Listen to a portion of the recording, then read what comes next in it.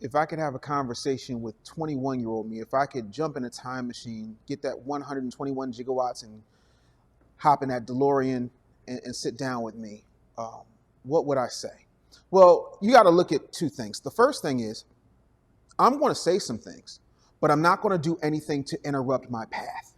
Because if I set myself on a different course, then I become a different person. And I don't want that. What I want to do is inspire my 21-year-old self. And so what I would say is this. Dave, the first thing is everybody's not going to like you. And that's okay.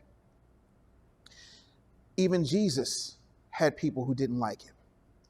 He said, my sheep will hear my voice. You'll be fine.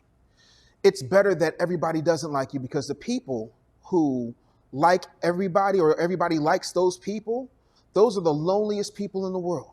Because the reason that all those people who are around them, glad-handing yes men, like them so much is because of what they can do for them. So they like them because of things, not in spite of who they are. And there's plenty of people who will love you for who you are. And I don't want you to feel like you have to compromise or that you have to change yourself. And the fact that you're uncompromising and you stick to your beliefs is important.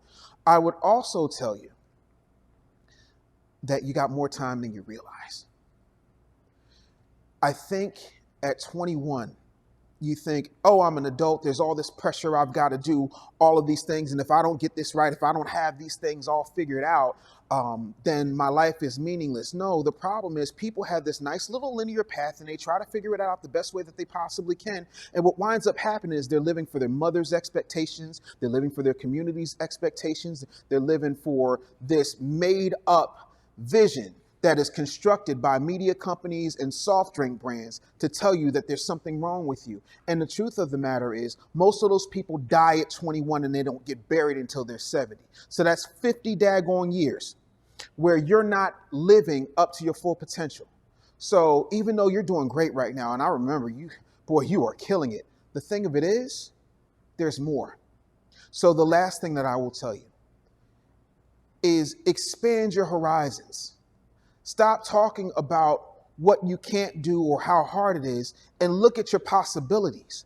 We suffer as a people, regardless of race, socioeconomic status, any of those differentiating factors. We all suffer from the blindness of our own greatness, the blindness of our own possibilities. And when I tell you, as 45-year-old you, boy, the stuff I do now is going to knock your effing socks off.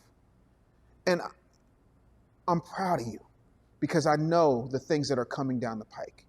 And I can't share them with you, but a lot of them are really dark. A lot of them are really ugly. A lot of them are really, really painful. But you're here. And I promise you, you'll get through them. You'll be better than you've ever been.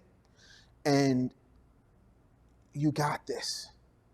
You do. And you'll get by with help from your friends and your real family. You'll be fine. Hold on to your vision and share it with people who actually know you and love you and believe in the version of yourself that you're shooting for. Because, buddy, I'm it. And it only goes up from here. I love you, and I want you to love yourself. That's what I'd say.